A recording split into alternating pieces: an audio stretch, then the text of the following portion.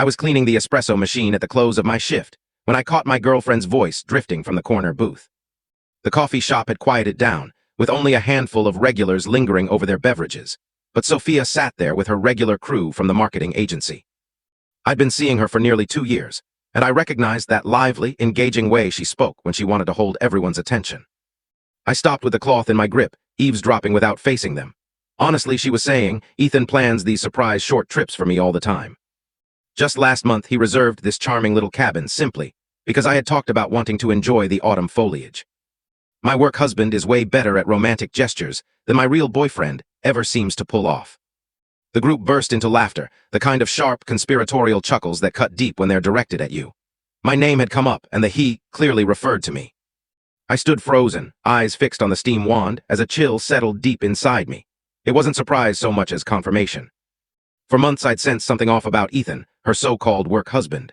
They shared a workspace, teamed up on every major assignment, and messaged each other nonstop. Whenever I voiced my unease, I got called insecure, controlling, or old-fashioned.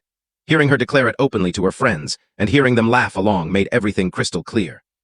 I wasn't imagining things. I was simply the only one acting like this situation was acceptable. I finished shutting down the shop in silence, secured the entrance, and headed home by myself. Sofia had mentioned she'd join me later after having drinks with the group. I didn't stay awake for her. The following morning I awoke composed, not furious, not heartbroken, just resolved. She desired the advantages of both sides. The steady boyfriend who split the bills and managed everyday responsibilities, plus the engaging colleague who lavished her with focus and impulsive surprises. All right, I'd quit blocking her path. Over the next several weeks, I became the most laid-back companion possible.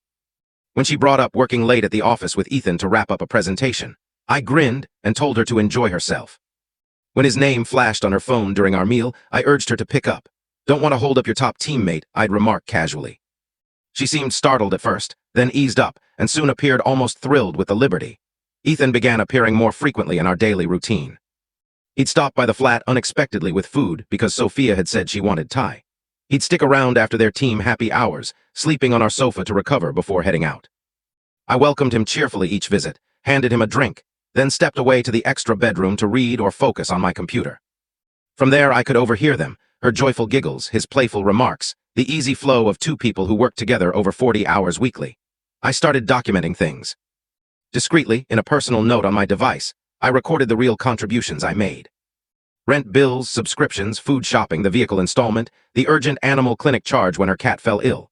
Beside it, I noted Ethan's inputs. A bunch of supermarket blooms one time, a music list for her drives, the random coffee deliveries. The difference stood out sharply. Our circle was organizing their yearly New Year's Eve getaway to a rented lodge up north. 3 nights in a spacious house, the same crowd every year since university days. It was the big social event, the one weekend no one missed. Ideal setting. A couple of weeks prior to the outing, Sofia mentioned uncertainty about her outfit for the costume night on the second evening. The theme was classic Hollywood elegance. I proposed we could match outfits, perhaps as a famous film duo. She paused, nibbling her lip. Actually, she replied thoughtfully, Ethan and I had been kidding about going as Bonnie and Clyde, since we're always crime partners on the job. Rather than looking upset, I chuckled. That's ideal. You two would nail it. I'll sort something solo, no issue. Her posture loosened noticeably. She believed she'd avoided conflict. In truth, I had just supplied precisely what she sought.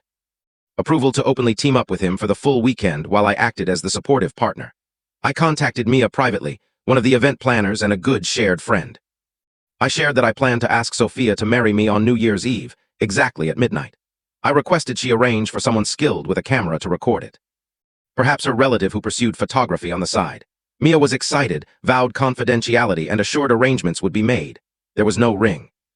There would be no engagement, but there would be observers and photography. The journey to the lodge went smoothly enough. Sofia talked enthusiastically about the days ahead while Ethan sat in the back. He had caught a lift with us because his vehicle needed repairs. I kept things cheerful, ensuring comfort for all. We reached Friday afternoon. The property was stunning. Large stone hearth, porch encircling it, light snow on the evergreens. Everyone picked rooms, settled in, and began sipping warm cocktails. Sofia and Ethan quickly drew toward one another, organizing their attire, quoting movie scenes for amusement. I assisted with hauling wood, prepared beverages for the gathering, and allowed them room. Saturday flowed easily with sledding, games, and a hearty chili meal. By nightfall, people prepared for the vintage Hollywood gathering. Sofia appeared in a sleek crimson gown, hair styled in victory rolls, prop cigarette in hand, ideal Bonnie. Ethan sported a striped suit and hat, spinning a fake gun. They resembled figures from a film still. I'd chosen straightforward. White formal jacket, dark tie, standard sophisticated look without a pair. The festivities started near 9, with tunes, drinks, and dancing in the main area. I ensured Ethan's drink stayed refilled.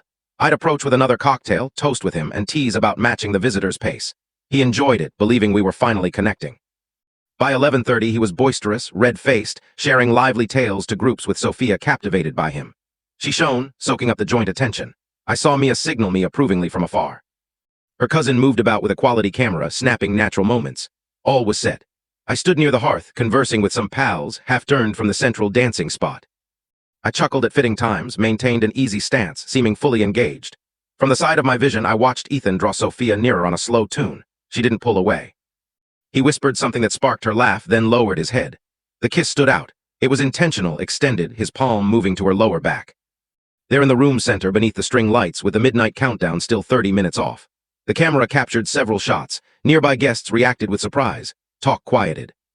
Sofia pulled away first, eyes enlarged, palm to her lips. Ethan appeared stunned, briefly proud before bewilderment hit. She whirled, scanning until she found me. I remained oriented toward my companions, beverage in hand, apparently unaware. Her face moved from astonishment to rage. She thought I had overlooked it entirely. She strode over, shoes tapping sharply. "Did you catch that?" she hissed, clutching my arm. I rotated gradually, forehead creased. "Catch what?" "Ethan, he just kissed me." Right here with everyone watching, I looked past her. Ethan was being guided to the kitchen by a friend, seeming embarrassed. I faced her again. "Wow, that's forward. He's quite intoxicated." "You weren't paying attention at all. You left me by myself with him the whole evening." I held my tone even. "I was offering you freedom to relish your costume match. You two made a strong pair." I didn't wish to intrude and spoil things. Her lips parted, then shut. She had no reply. The same justifications she'd given me for months now applied to her and suited exactly. She attempted to guide me to the corridor for privacy, but I calmly freed my arm. "I'm fine here," I stated evenly. "It's nearly midnight. I don't want to miss the group countdown." Her features fell. She hurried upstairs by herself, dress flowing. I remained. When the clock struck 12, I raised my glass with the others, gave platonic cheek kisses, and received warm New Year embraces. Guests kept inquiring if I was all right. I simply smiled and replied, "Seems Sofia and Ethan need to address some tricky emotions. Not my concern any longer." The images began spreading the next day. Mia's relative had shared a selection in the group chat. Lovely captures of the event, the outfits, the celebration. Among them were 3 sharp photos of the kiss. The approach, the contact, Sofia's startled retreat.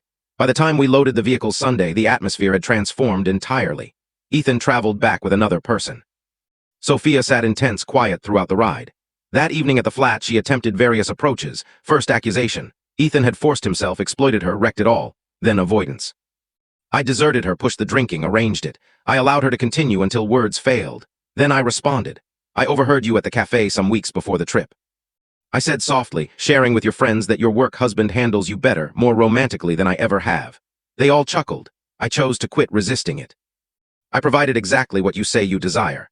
No envy, no limits, all the moments with him you could manage. Now you've witnessed the complete view." She turned white. I went on. The engagement tale I shared with Mia, made up, but it ensured a camera would be present when he acted. And he did, before 30 observers. I set the lease extension paper on the counter. "Lease finishes in 8 weeks. I've already found a small place downtown. Just for myself, you'll have to plan your next steps. Perhaps Ethan offers a sofa." She murmured, "You planned everything." "No," I clarified. "You invested months building an alternative while stringing me along for security. I simply took away the support and allowed events to unfold." I retired for the night. She rested on the sofa that evening and many afterward. The final weeks demonstrated lessons in outcomes. She moved through disbelief, pretending we might fix it, rage, charging me with calculated scheming, negotiation, extended regrets, vows of counseling, and complete openness.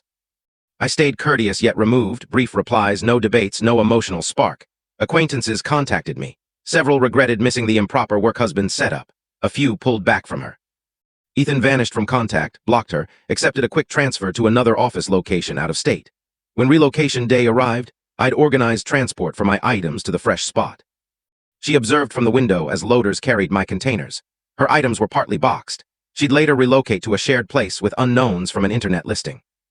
Far from the comfort she'd enjoyed, on my final exit, she inquired gently if any possibility existed for us to restart later. "No," I answered without harshness. "You picked the illusion over the truth long ago. The illusion simply proved empty. I've settled in my new small apartment for 2 months now, compact and peaceful." The cafe position remains reliable, and I've begun evening courses in business administration, something I delayed while sustaining our joint life. Friends who had quietly disapproved of her treatment toward me have reconnected. Weekends involve trails, books, live music, basic enjoyments I'd overlooked.